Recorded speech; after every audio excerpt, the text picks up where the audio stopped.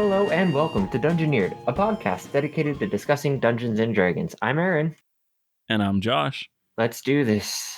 All right, Josh, what are we talking about today? As normal, as tradition would have, as our Dungeoneered ritual would have, I have no idea what we're talking about, nor do I have any idea what it's going to be. Well, this week we're going to be talking about Dragon Age again, like last week. This week we're talking about a group called the Grey Wardens. You know, before we start, I do have to. See, usually you give me like at least a little bit about what we're talking about beforehand, but this time all you told me was Grey Wardens, and I have literally no idea. There's no basis to build off of for that. I mean, except for what I told you last time, how the first game in the Dragon Age series was about becoming a member of the Grey Wardens. That's really all you probably know at this point. Yeah, I mean, when I look them up on the internet, all I get is like cool people in armor and griffins. So, you know. I mean, they did have griffins at one point. It was pretty cool, but they died out, sadly. Now, I'm probably not going to recap this week what Dragon Age is, but I'll just say this. If you want to know more, look at last week's podcast and you'll get a good rundown on what the whole series is. But it's an amazing RPG, fantasy RPG, made by BioWare. And BioWare decided for the best introduction they could think of for this new fantasy world and new fantasy series, the best way that they thought to start it off was with this amazing group called the Grey Wardens. The Grey Wardens are an order of warriors of exceptional ability and distinction dedicated to fighting evil creatures that threaten the world, called Darkspawn. Their unique ability to combat the Darkspawn more effectively than any other group led to them being widely accepted throughout the world, having fortresses in a lot of major locations in major nations. They also were able to make special deals, treaties, and certain rights that they are allowed to have in those major nations. What are the Darkspawns? Darkspawn are, even in the game world, it's not 100% known what they are. There are many tales about what they could be, but they are, in short, tainted people. So they were at once humans, elves, dwarves, and they've just been tainted by evil somehow, which one of the beliefs from the kind of major religion in Dragon Age called the Chantry, they believed that these magisters from this nation to the north called the Tevinter Imperium, they believed that magisters from long ago, seeking more power, pretty much found a way to teleport into heaven. And when they did this, they corrupted heaven with their just presence and evil intent. And they were cast out by the Maker, who the Chantry believes in, and they became the first Darkspawn, these tainted beings that then, in the same way that Darkspawn do now, they continued to taint the world. So the Grey Wardens, they are specialized in killing these tainted creatures? Yes. Yeah, and so there's these events called blights, where they call it an archdemon is born, or something of great power comes into control of the Darkspawn and leads these all-out wars to attack and try to take over the world. And so all of a sudden, all these Darkspawn are really well coordinated and attack. And so these happen every few centuries. So a group specially designed to take them on is kind of important. And so part of these treaties that they have are promises of aid. So when blights come, they for sure have enough people to take it on and the world will not be destroyed.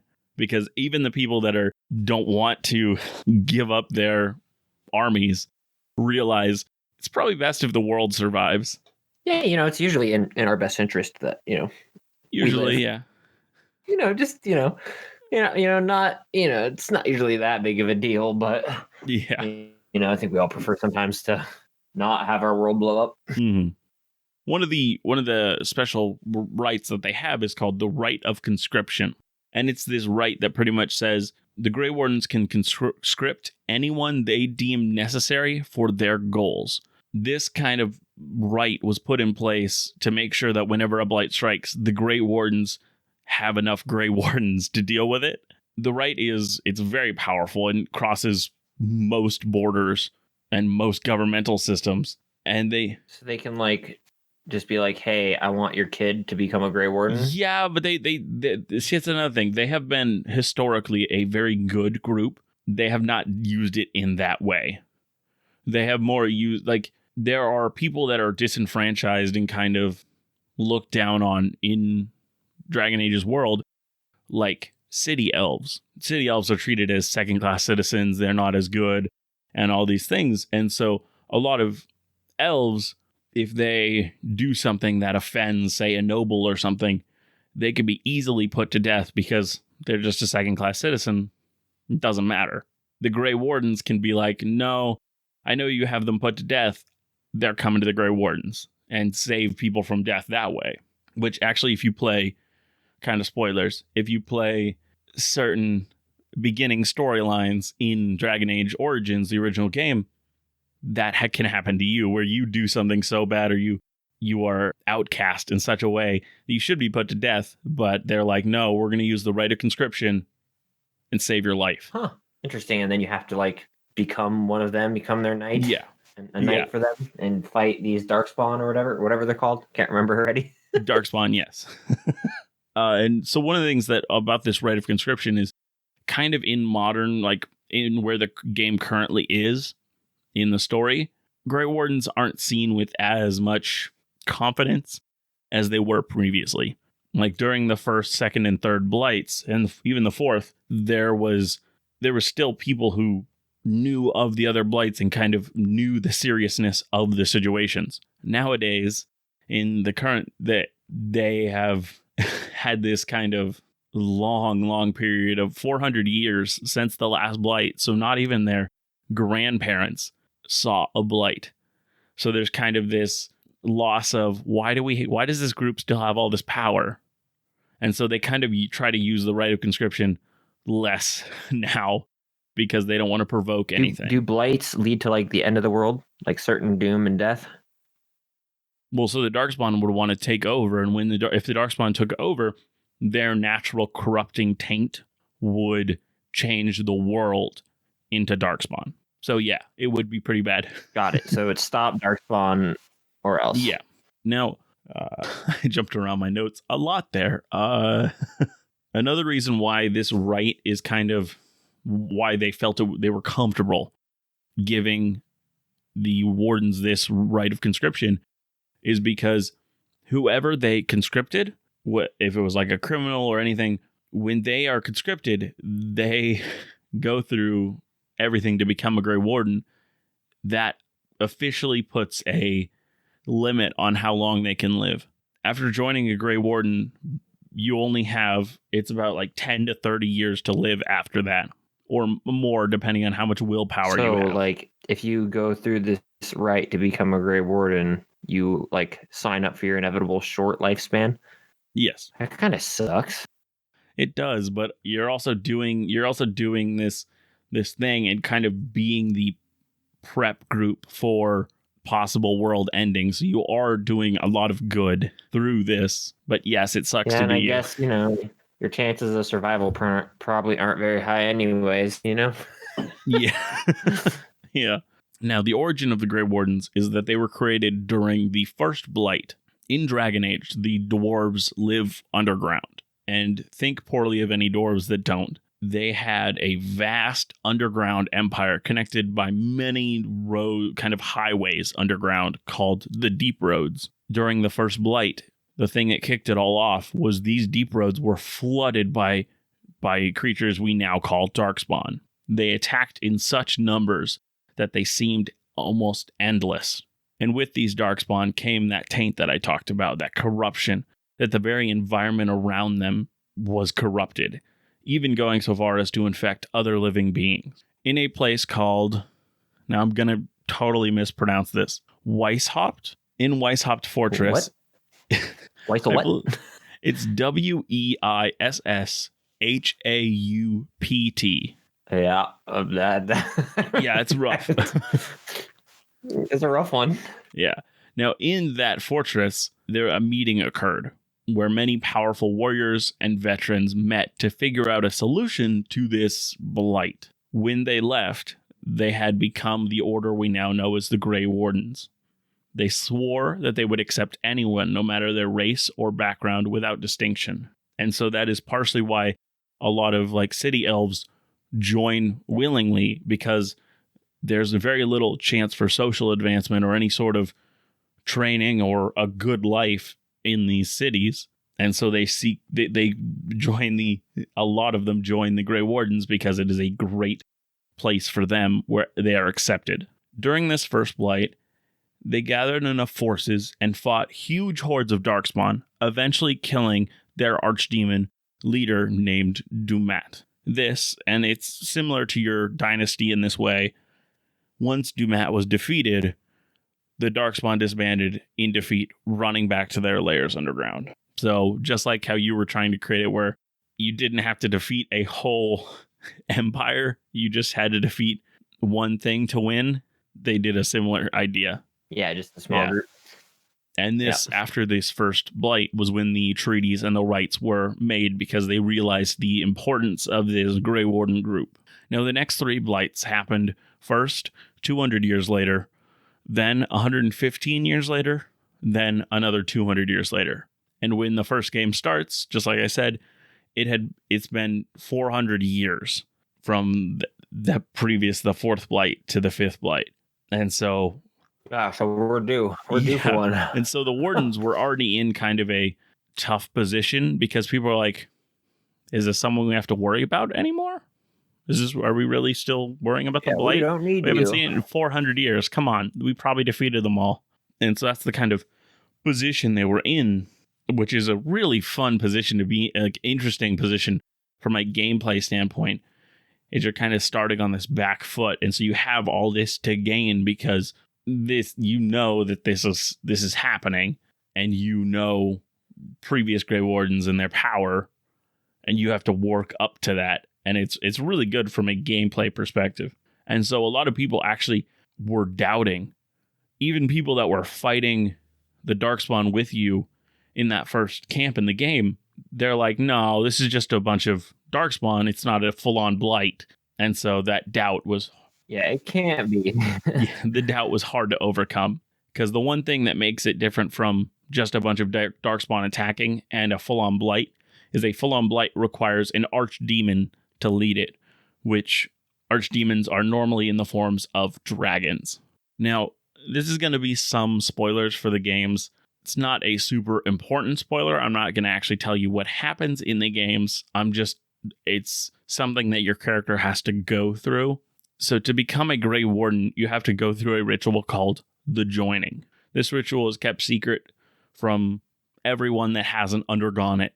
By going through the ritual, you officially become a Grey Warden, and as I said earlier, your life officially gets that 10 to 30 year lifespan after this joining. Because hey, if you're already 85, you know, who needs to worry about that? But you're not going to be good at fighting Darkspawn at 85, probably. Hey, listen here. You never know what we can do at 85. Is that your goal? Be in fit fighting shape when you're 85? Yep, I'm going to prevent the end of the world when I'm 85. Beating up on all the Darkspawn. Heck yeah. Better believe it. Nice. Yeah, the reason why the ritual is... Grandpa Aaron. The reason why the ritual is shortening your life is because the Wardens have to drink a concoction of Darkspawn blood, lyrium, which is like a magic mineral in the Dragon Age world, and rare herbs, prepared to make the blood remotely consumable. What? Even with all of this... Gross? Yeah, remotely consumable, so not even close to really actually consumable. Even with all of this preparation, the joining is still incredibly dangerous, and the majority of participants die. This is why even having a good number of recruits like they do, their actual amount of wardens they have is still really low. What do you get in return for, almost dying because you have to drink blood of a blight. Well, you get corruption. You get the blight corruption. That doesn't seem like a good trade-off. Hey, you, No. drink this. You're going to get corrupted and die in 10 years. Sounds great, right? Oh. Now, the Wardens get 2 abilities from this other than the corruption. They become linked to the A stomach ache? Probably.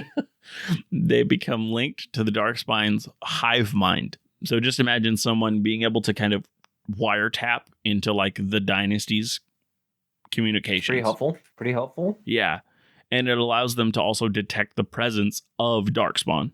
So if Darkspawn are nearby, they're like, oh, I know where they are. And it's pretty They also helpful become, too, but it is. And they become immune to further corruption by the blight. So they won't turn into full Darkspawn. Kind of a lame trade-off. It's not the greatest trade-off. Kind of a lame trade-off. So you're telling me that if I was like 15, okay, I have till about 25, and I get to like sense blight.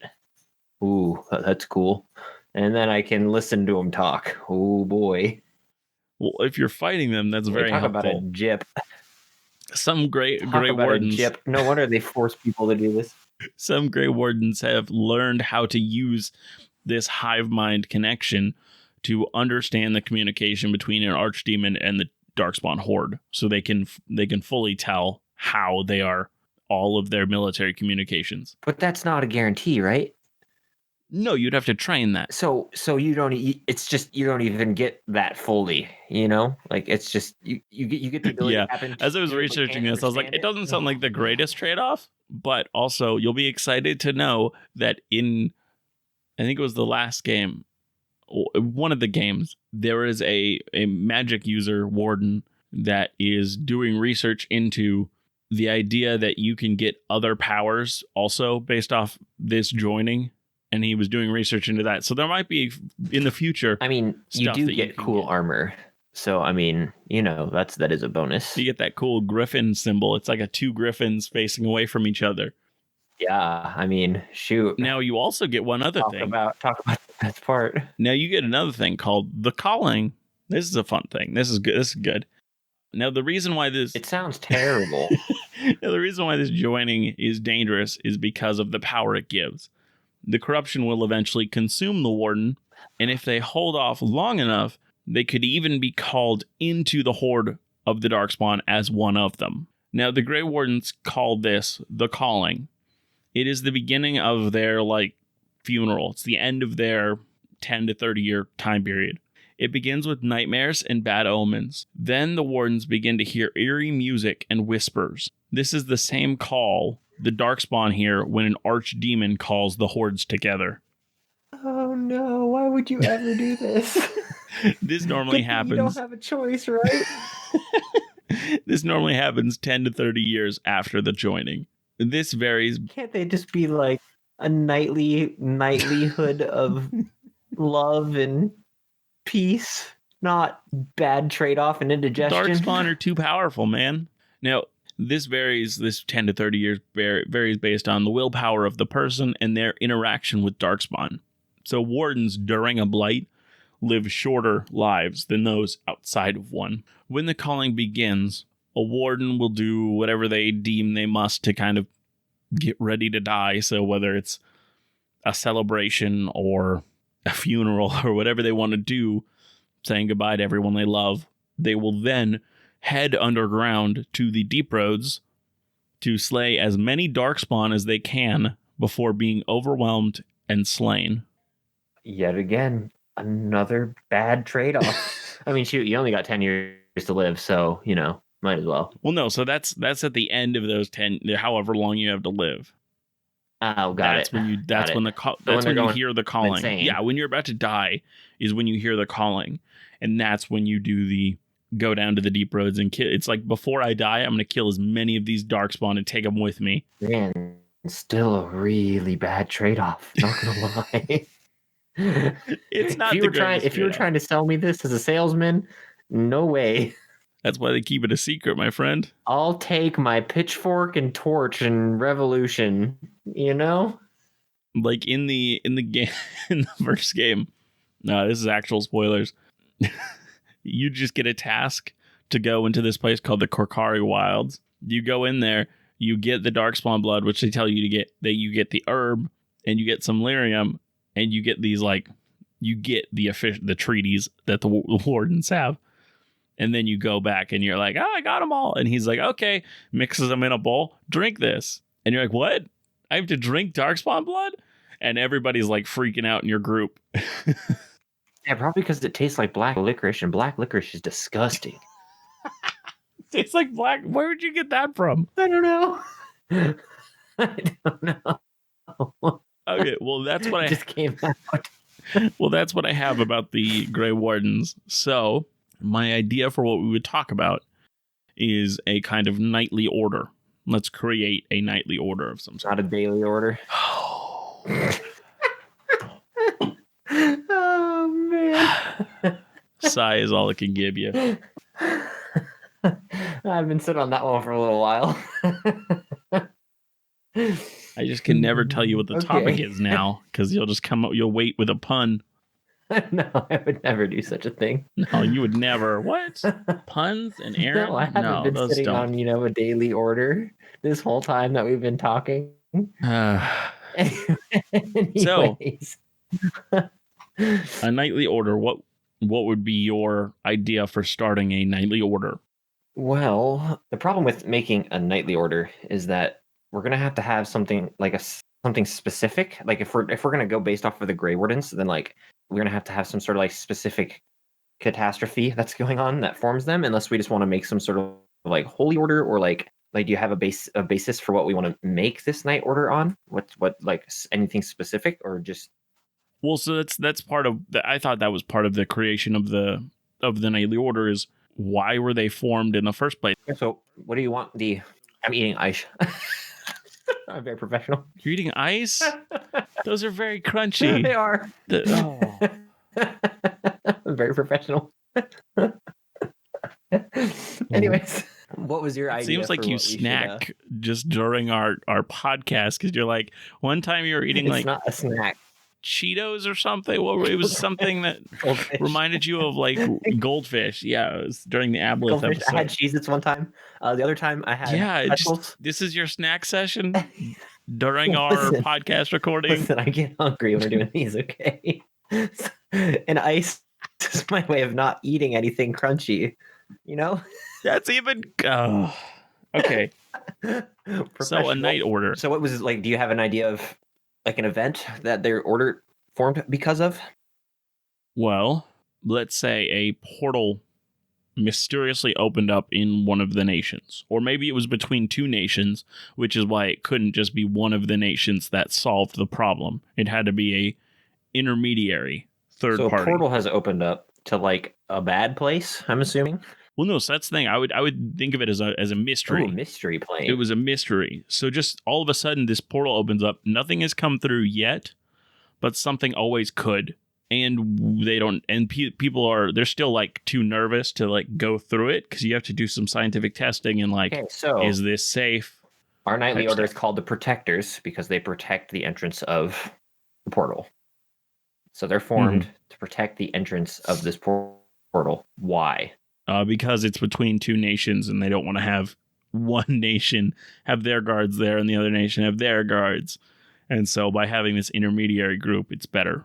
It's makes each nation feel more comfortable. I think what should happen is that the two nations do not know what's within this portal, but the Protectors are protecting the information. So, for example, the Protectors know that inside this portal is something bad. We don't have to necessarily go into details, but something bad. And if it were to be released from this portal, it would destroy the world. So they're formed to protect the entrance to this portal so that no one else can use or activate whatever's within this portal. So each nation that is vying for this portal has to deal with this inner like this outside source that's protecting it. Because then you would add a little bit more conflict than we just don't know. Because if you go with like we just don't know, then it's really hard to like pinpoint what your order is for. You know what I'm saying? Yeah. Okay, so if we have a meeting, if we on, Aaron. You knew you were in the okay. if we have this group that's protecting this portal with something dangerous inside, and these two nations are trying to find out what's inside this portal, how do they get their members? What, like, do they just people just get convinced because they want to protect this portal? What is the reason for it would people probably to be be joining like this knightly order a secretive kind of recruitment, because when they're trying to keep, like, we steal your kid in the middle of the night and then train not him? evil, secret as in they find someone that they find worthy or of that they want, and then they go to specifically them saying, we want you to join our order, and they kind of, if they accept and if they show them a few things and whatnot, then they will elaborate further on what the portal is, what's in it, that kind of thing. So they test them before they just give it all out. Okay, and then does this knightly order do anything else besides protect this portal? Do they go around destroying evil? Do they protect from other portals opening up throughout the world? Do they? I think that there is. Oh, okay. So kind of, I mean, keeping the portal idea, but kind of changing it a bit. The portal moves like every 20 or maybe even 100 years. The portal moves.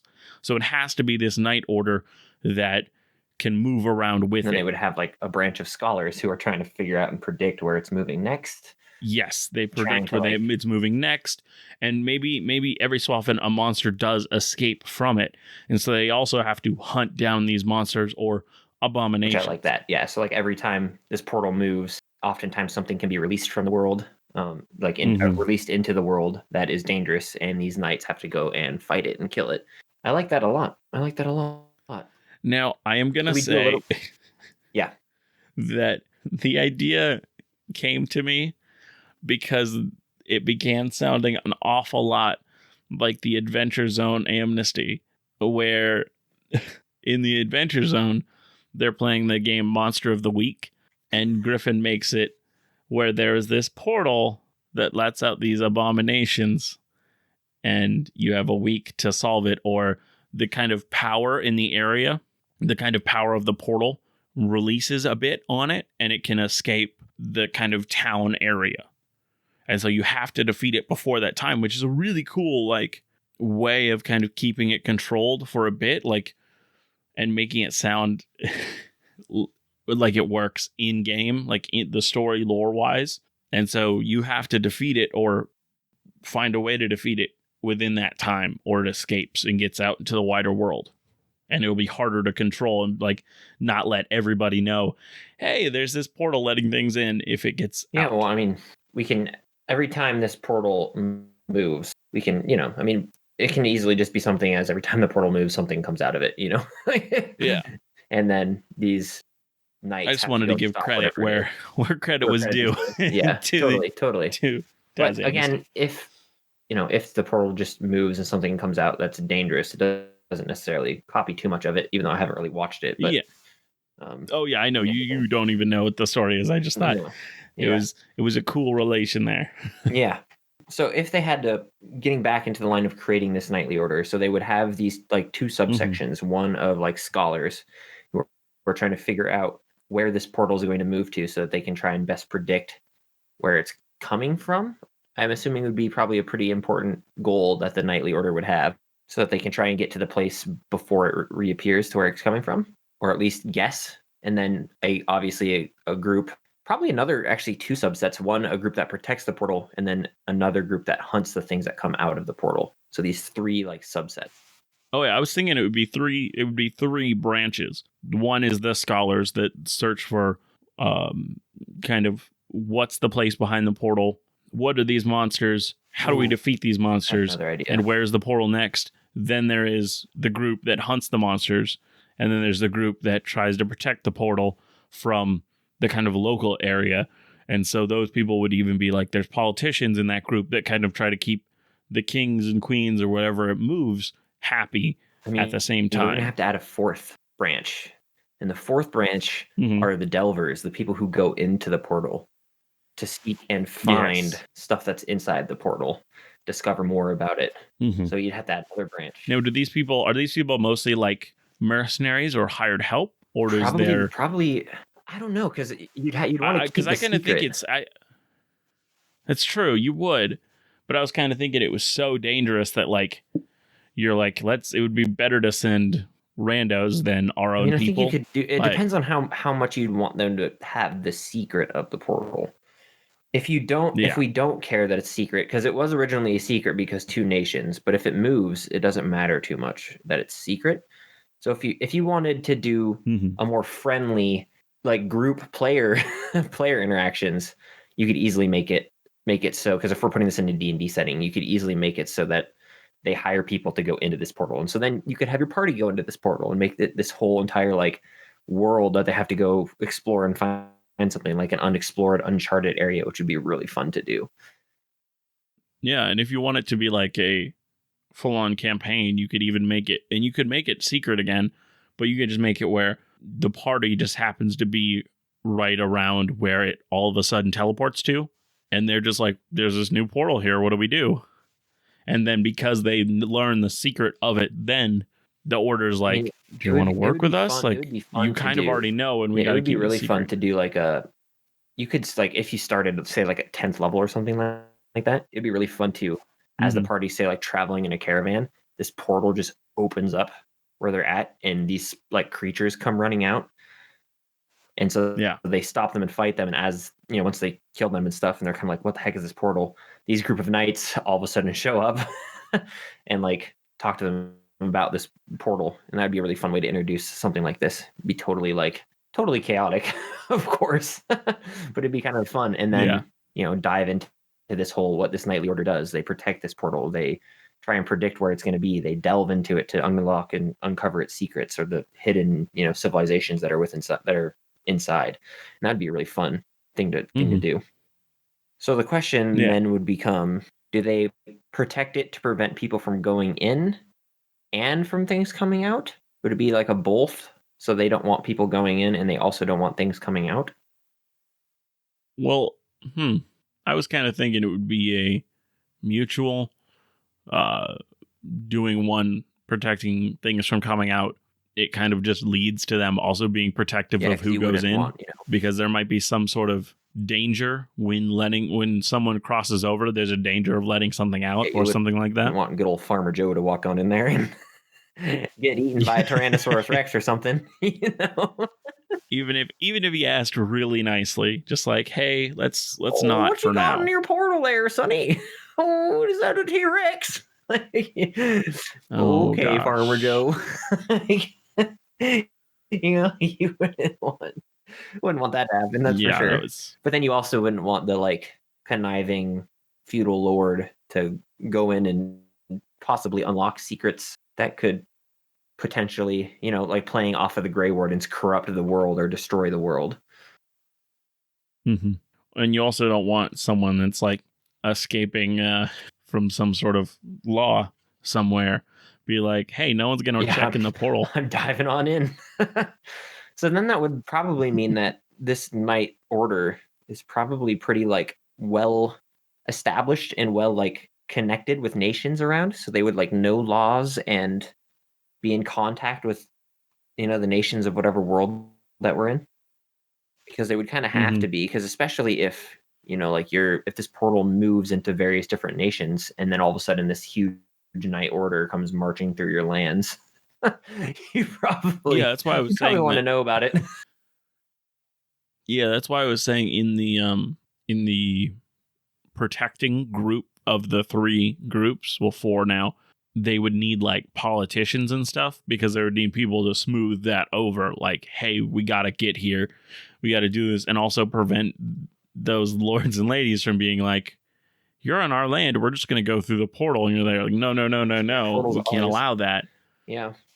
Even though you're technically on their land, and so you have to have people that would mediate that. And I mean, you could even, like, if you wanted to center a campaign around this type of knightly order, I mean, you could have, players be doing fun politics and diplomatic stuff for this group to try and, like, gain access into people's nations that are, would normally be, like, closed off.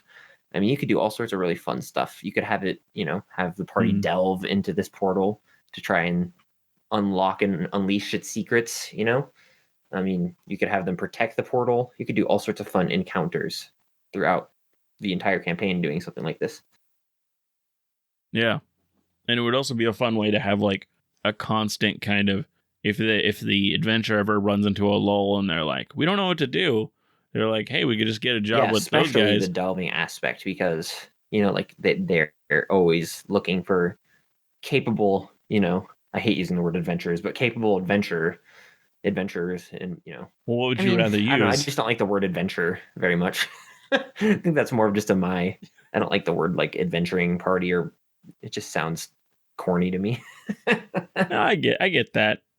But yeah, I mean, like an adventuring party that then makes their way into this and has combats and things in here, and secrets and all sorts of stuff, and then you could even do fun stuff like you have to bring scholars with you and you have to protect them within this portal, adding like a layer, a depth to the combats, and not just fight and kill monsters. Instead, you have to protect these individuals, that kind of stuff.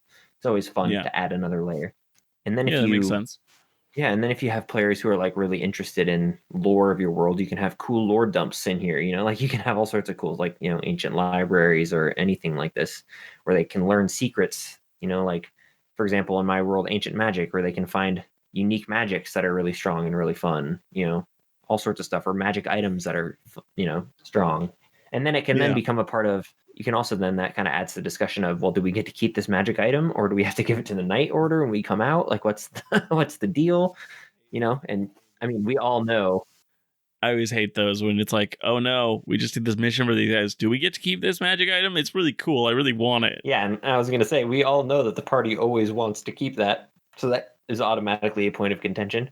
In our campaign that we play with our DM Chris, we had done this mission to go into this place called the Waste and do this expedition and kind of find this. There's so much stuff you can discover out in the Waste, and so we found what we ended up discovering was a ship, like a spaceship, and there was all these like mechanical creatures on it and whatnot, and we ended up calling them clackers. And clackers have these blades that they kind of superheat and deal fire damage. And so we were able to kill a few of them, and we figured out a way to create a kind of like a smaller miniaturized steam engine, because one of our people, actually, that was their job, was making steam engines and kind of steam engine parts. And so we were able to figure out a way to power this sword using this miniature steam engine we made. And so I was so nervous because I'm the tank of the party, and I'm like, I love this steam engine sword.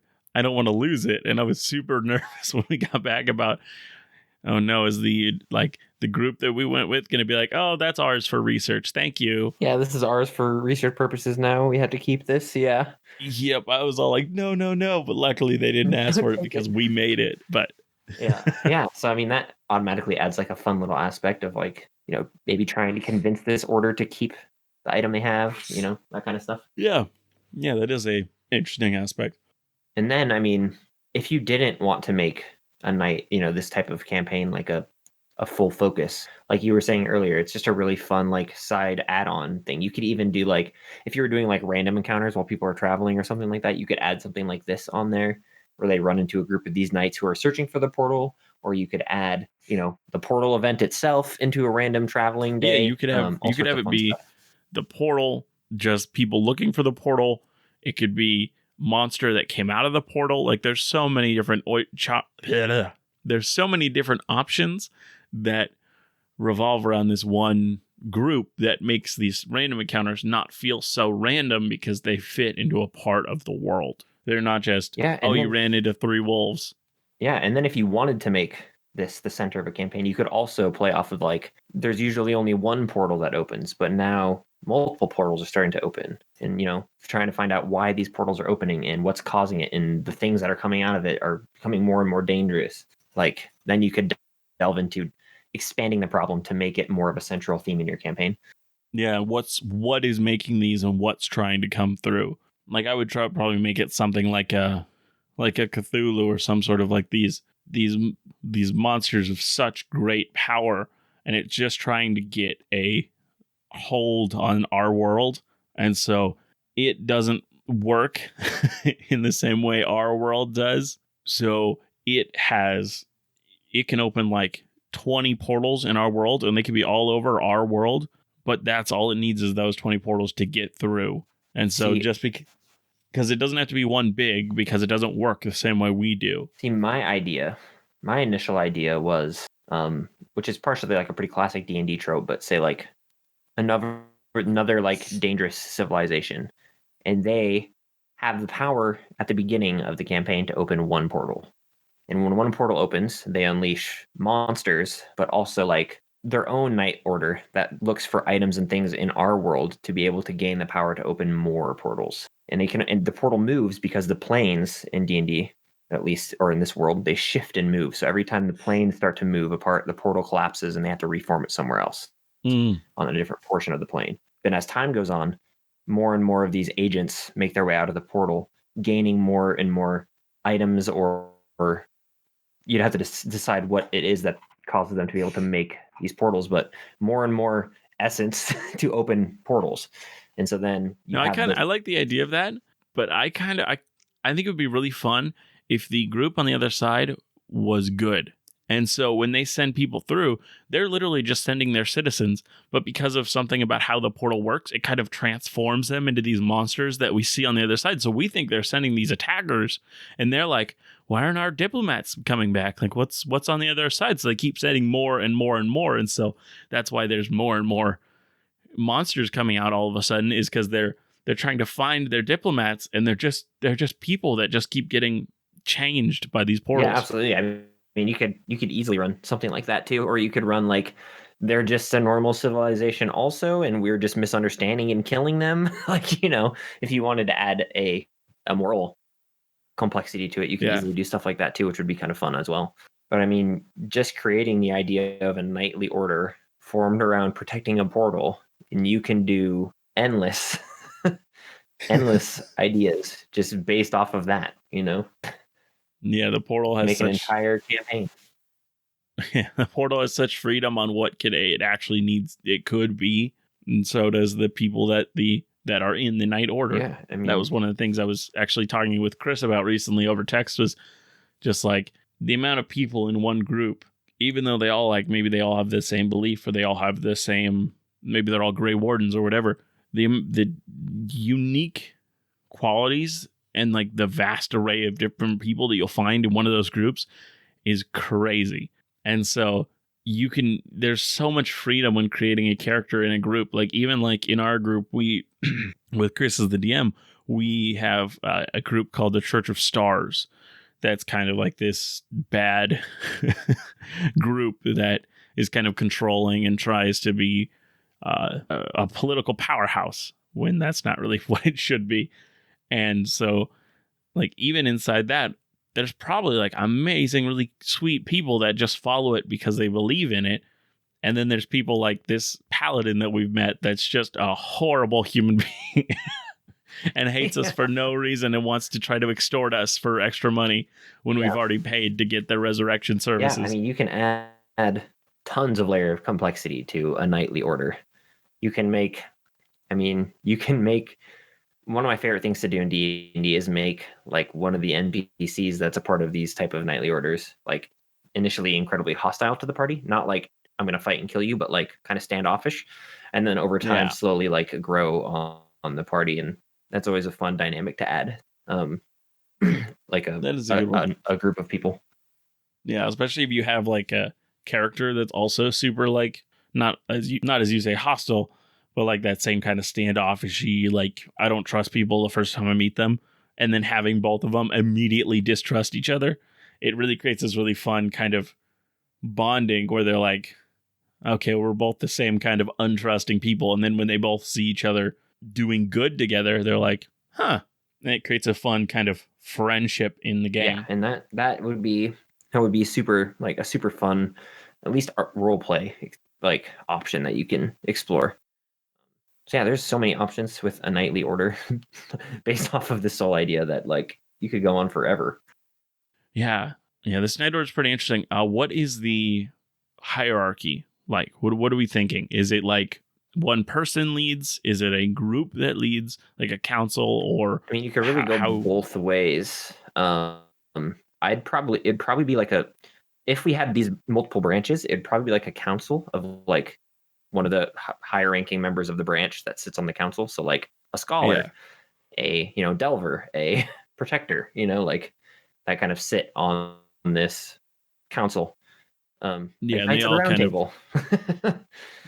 Yeah, and yeah, and they all kind of they fight for their groups. yep, and they They make the decisions yeah, yeah, based that off makes of sense. the best knowledge that they have of both what the delving team has found inside the portal, what the like protecting team has both established with nations, and in the threats that might be in the area, all sorts of stuff. The Hmm. scholars, what they've kind of discovered and unlocked from the delving team, that whole, Yeah, and then they would come together as like, you could even do like multiple people from each group, like the top three if you wanted a bigger council.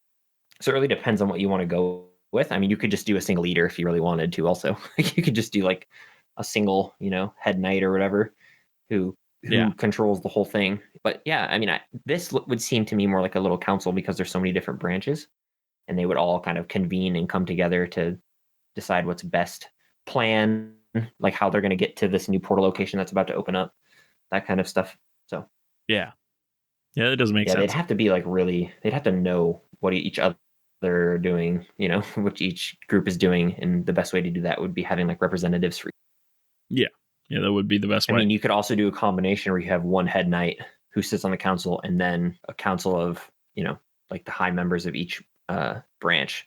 So then you have one dude who's like calling the shots, but is informed by members of the council. So you could do that too. Hmm.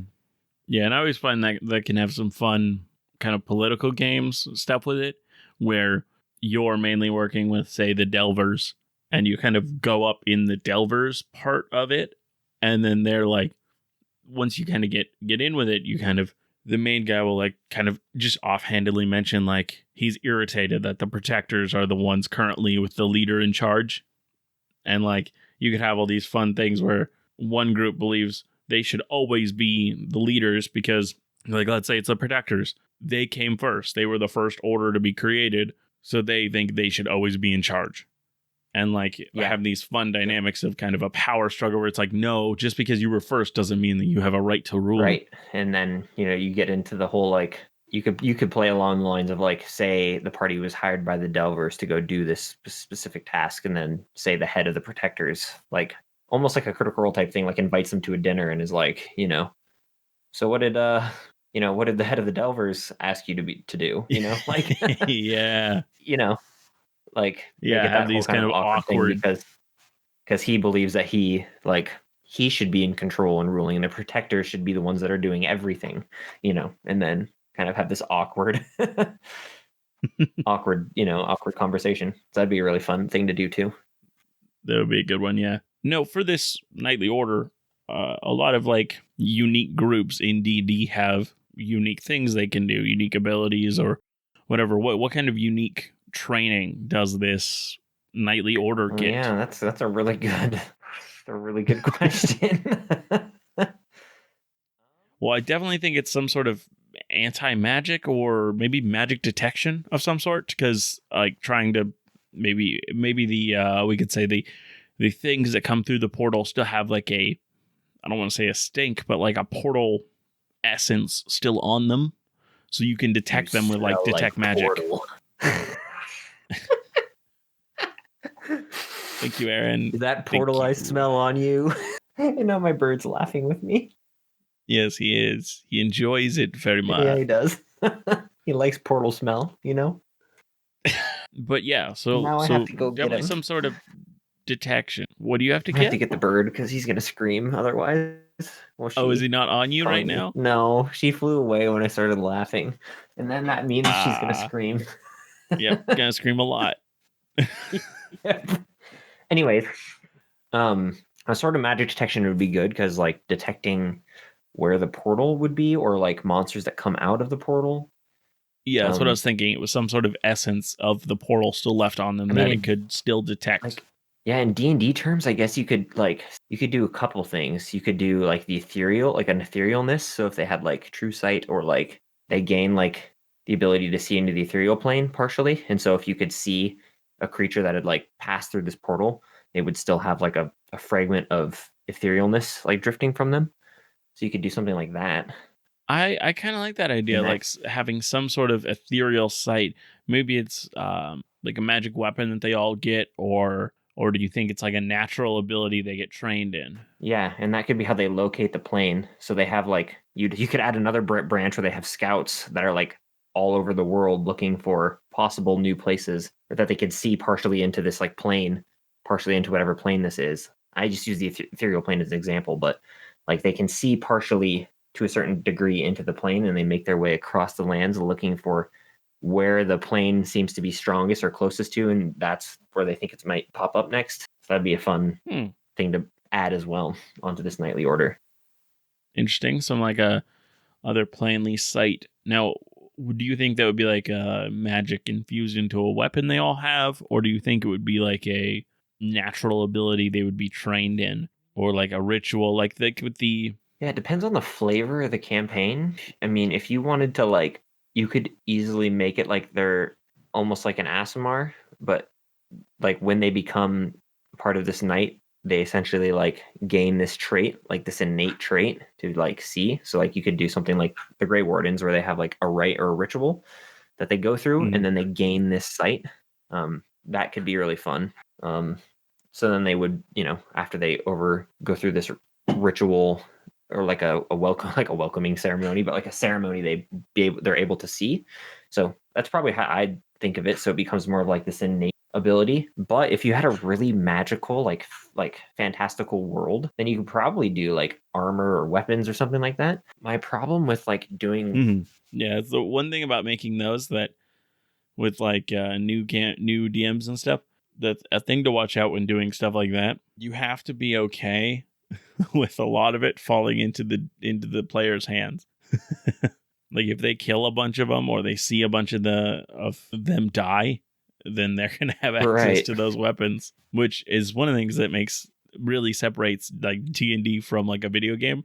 Because like in a lot of video games, they won't let you loot everybody or take everything. Like I was just seeing a playthrough of KOTOR, Star Wars Knights of the Old Republic.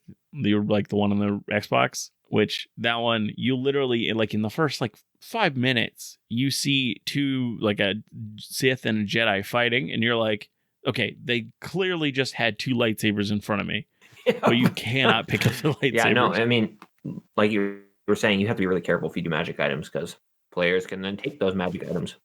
Question: is there ice? There might be. Is there ice involved in this statement? I heard the garble. I heard it. Listen, okay, I have a problem. I need an intervention. No, I love chewing ice too. I get it. But there's a time and a place, Aaron. And it's now. And it's now. Even my bird agrees. No. It's like when you play original Pokemons and it's like Professor Oak's words ring in your head. There's a time and a place for everything. Now is not the time. When you're like trying to ride your bike inside. Yep. And it's like, nope, you can't do that. Why can't I ride my bike inside? I love it because it's like, wait, Professor Oak never said that to me. What are you talking about? Like, I played this game. I know what he said. He never said that. I was also thinking that maybe the higher up somebody goes within this night order, they get more abilities. So eventually, like planes travel, like planes walking abilities. Mm-hmm. Yeah, that would be good. Like, do you think like how do you think that comes about? Is it just like is it something from the base ritual, like whatever their joining was, that kind of over time with their own power kind of grows more powerful? Is it just proximity to the portal that kind of continues to affect them in other ways? I have an idea. Okay. What if they partially become like tethered to the portal in the plane, and it allows them to like see into, so once they've formed this tether, it allows them to see partially into the plane. The more they go up in rank within the knighthood, the stronger their connection becomes, until eventually, they can teleport and transport between it, things like that, And if you wanted, you could have the plane like parallel the material plane. So like you could even make like a subclass, a fighter or something, where like they teleport into the plane, disappear, and then reappear on the other side behind you and are fighting you from the other side now. Like you can do all sorts of cool stuff with that if you wanted. And my question would be their teleportation to that plane. I kind of think it would be fun if it was less like they could physically go there without the portal. I think the portal is like the only true way to get there. And so what they get when they kind of get that high level is they get like an astral projection that goes to that other plane. So it works like astral project, but it's only to that other plane. And it's probably a lower level. It's not 9 like astral plane is. Astral projection. Yeah, I like that. I like that idea too. You know, I think that's fun. But I also like, I don't know, I like the idea of like them becoming like almost one with this plane. And so certain members are able to, only themselves are able to like go between the planes, which I think would be kind of fun. But the vast majority of people can only go through using this portal. How well known is this ability? Because I think it would be fun if it was like this stuff where they don't talk about it. Nobody actually knows. Yeah, they probably wouldn't. Yeah. Yeah, they probably wouldn't. It probably would be a pretty like, you know, like maybe the 5 members of the council or whatever, you know, can have the ability to do this because they're like top ranked, you know? Yeah. I don't like it being like their rank because I would always like to throw in like if it's something like this, having so the high ranking members have it, and then there's one person like who's been in the order just as long, but he like has turned down any like command position because he doesn't want it. And he also has these ability because he has become this close with the planes. He doesn't have to be a high ranking member in the thing. He's still just a regular protector because that's what he enjoys. But he's been there that long that he is let in on that secret and also has gained that power. Yeah, I mean, like once you swear the oath to this knightly order, you are essentially connected to both planes. And the longer you're connected to both these planes, the more you can travel freely between them, the more you can see into each plane, the more you can, you know. So then as time goes on, you can have members. It would be a while and it would take, you know, considerable skill or something, but you would have members who aren't like a member who isn't a council member who has these abilities, you know. And then you could also add like if somebody was doing that and refused all the powers of position, like he wants the knightly order to be run differently and he wants it to be more open, or, you know, like, and he is leading his own partial resistance of this knightly order. If you wanted to make it that big, like that kind of a deal and add more internal conflict, you could. Yeah, it's a good one. It's a good one. Yeah. I was also thinking you could like add all sorts of cool like combat mechanics, like maybe like item, like fun, like weapons or something that you'd have to be careful because again, like players can get weapons and armor, but maybe like their weapons and armor have like because they received them when they became this knight, it's also like a part of the plane, so it becomes like better as time goes on. Like types like receives some of the powers from that plane. There is a so like when they strike, there's a weapon that I'm thinking would be kind of exactly what you're talking about. I back to Kickstarter. I'm totally blanking on what the book is called now, but in that, it was a huge book of just a bunch of different magic items. In that book, they had one, I think it was called the Ether Spear. And what it does is when you can attack with it, and it kind of, you can have it travel through the ethereal plane for a bit and extend its range. And so you can actually, here, I created on D&D Beyond so I can find it there. You have a +2 bonus to attack and damage rolls made with this magic weapon, which deals force damage instead of piercing. When you take the attack action with a spear, you can choose a point you see within 20 feet of you. The tip of the spear vanishes and reappears at that point, allowing you to make a melee attack with a spear against a creature in or adjacent to that space until the end of your turn. And so it kind of travels through the other plane, appears within 20 feet of you, and acts as if you're in that space instead. Yeah, like that would be really cool. That'd be really, really good. Yeah. But you have to like, or yeah, I mean, somehow if you could like make it innate, like their abilities more innate so that if they die, you know, like if the party assassinates him or something, they don't get his items or something. I mean, he'd be really hard to kill anyways, but that type of stuff. Yeah, I mean, yeah, that's the thing. And then if a player decides to go through this, like bond, then they can start getting some of these powers. So if they choose to, they can like make their eyes flare and flash, and they can like see up to 60 feet within the plane that they've, you know, the portal where the portal leads. Yeah. Kind of like a divine sense type thing, you know? So like they can choose as an action to like look into the plane that the portal leads to. I also love the idea of being able to like locate and find a monster if you wanted to by looking through this kind of. So is how similarly would it be on the other plane? Well, that's the problem. So you would probably like maybe the knights, maybe the scholars have like found locations to where you can like go and look into the plane and be able to see better, like not in a mountainside, I don't know. It depends on how, like, do you want it to match? Do we want it to match the material plane? Do we want it to be a So what you were completely different saying, place? I'm trying to figure out more what you were saying there. With the using it to locate a creature, that would mean the creature would be on the other plane as well. Yeah, so like almost like the see into the ethereal plane spell, I think it is, where you can like see up to Ethereal 60 sight, feet yeah. in the ethereal plane and then you can see monsters and stuff that fly by. It'd be just like that. Like they're in the other plane, but you can like look into the other plane for a moment in time. Yeah, I think the biggest reason why that works is because the ethereal plane, like all of us have like full forms in the ethereal plane. Like we're because of how it overlaps the world.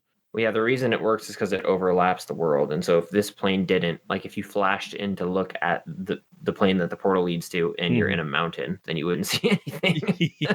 Yeah. Like, Yeah, it'd be pretty weird. so you'd have to, but I think it could be fun to like Oh yeah, it'd definitely be fun. have Yeah. that kind of ability where you can see into at least or sections, or like I said, maybe scholars have like created these lookout areas where they can like look into the ethereal plane or like the other plane and like you could do all sorts of stuff with it.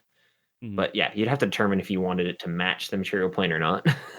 Yeah. Which if we Yeah. said no, then being able to look into it at any given time, you never know if you were like, I'm inside a tree. That's weird. Like, Yeah, you're not sure how helpful that would be unless you were Right. actually working for them and locating things. Right. Well, So maybe that would be kind of difficult. yes, it would. Well, it looks like we've done it again. Episode 8, Dungeoneered, recorded, And I'm ready to be chewing on edited. ice right now, but you probably can't hear it. I definitely can. It definitely sounds different. You're kind of slightly more like this than when you normally talk. Oh, I don't. I don't know what you're talking about. I don't know what you're talking about. Yeah, Totally normal. totally. Yeah, there's a lot more lip smacking as well. We're professional here at Dungeoneered, Professional. Yes, that is we one are word I the would not most use to professional describe stream. this setup. Now, thank you all for listening to this episode of Dungeoneered. It's been a weird one to record, but I hope you Just because enjoyed it. I'm eating ice and made a bad pun doesn't mean it was a weird one to record. We made more bad right? puns last time. It was just weirdness that also got recorded. I don't know what I'm going to cut out, what I'm going to keep. So we'll see. Thank you for listening. I hope Never you be fitting. enjoyed it. See you next time. Bye. That works.